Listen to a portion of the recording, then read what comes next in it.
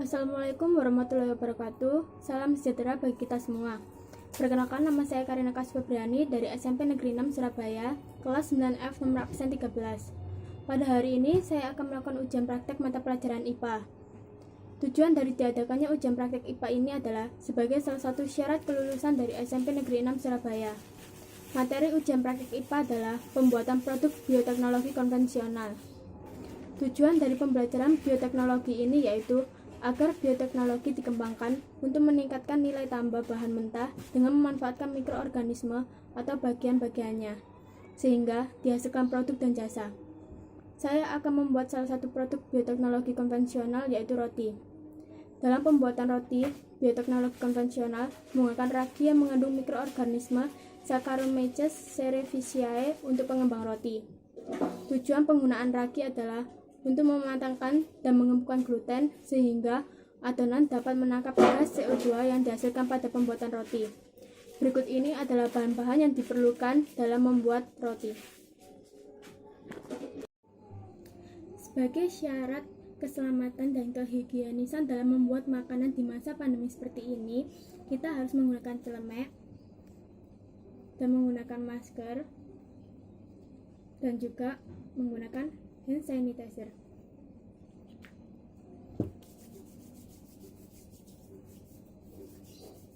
Agar kita semua tetap terlindungi dan tetap sehat di masa pandemi seperti ini.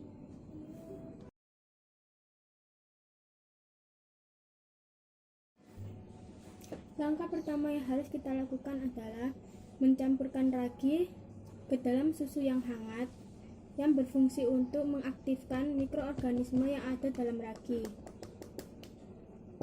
Dan kita juga mencampurkan gula ke dalamnya agar nanti ragi mudah tercampur dengan adonan kering. Dan kita akan mendiamkan ragi selama 5-10 menit. Setelah ragi dan susu didiamkan selama 10 menit, ragi akan mulai aktif dengan mengeluarkan bau dan berbuih seperti ini. Lalu kita campurkan ragi ke dalam tepung terigu. Kita campurkan juga garam, vanili, dan SP sebagai pelembut.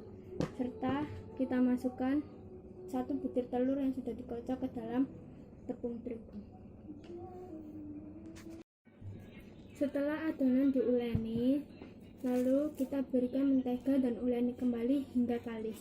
Setelah diuleni hingga kalis, adonan akan didiamkan selama 1 jam hingga adonan mengembang.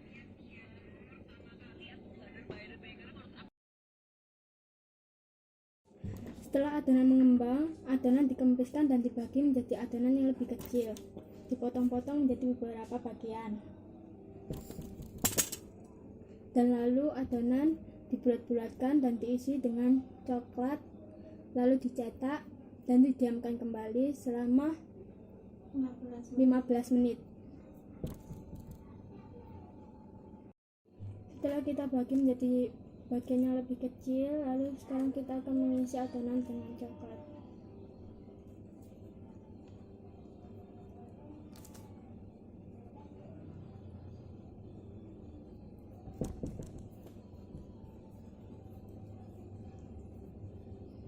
Dan membulat-bulatkan adonan.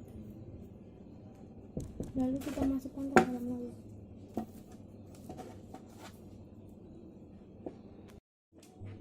Setelah adonan dibulat-bulatkan dan diisi, adonan dicetak dan didiamkan kembali selama 15 menit hingga mengembang dan lalu dipanggang. Setelah didiamkan selama 15 menit, adonan menjadi mengembang seperti ini. Dan adonan siap untuk dipanggang. Setelah sekitar 1 jam roti dipanggang dan akhirnya roti pun matang. Jadi seperti ini. Adonan roti menjadi lebih mengembang 2 kali lipat dari adonan sebelum dia dipanggang.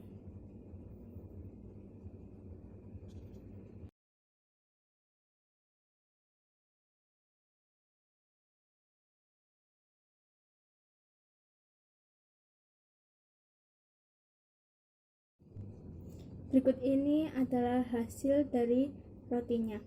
Memiliki tekstur yang lembut dan berserat. Mari kita belah. Seperti ini.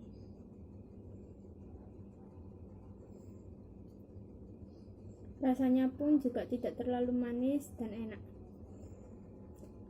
Dan percobaan kali ini berhasil. Hari ini saya mau mencoba masakannya Karina. Karina bikin kue sobek, roti sobek. Saya sobek. Lembut.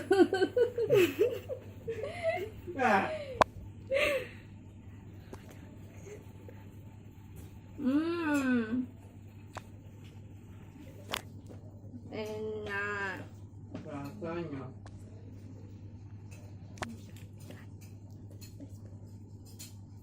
Saya kasih nilai 80.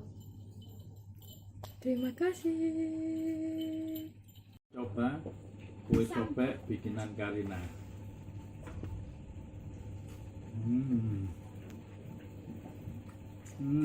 Lembut. Saya beri nilai 80. Terima Enak kasih. sekali. Berdasarkan hasil pengamatan saya, maka dapat ditarik kesimpulan bahwa roti adalah produk makanan yang terbuat dari fermentasi tepung terigu protein tinggi dengan ragi. Sekian video dari saya. Mohon maaf apabila ada salah-salah kata ataupun perbuatan. Terima kasih.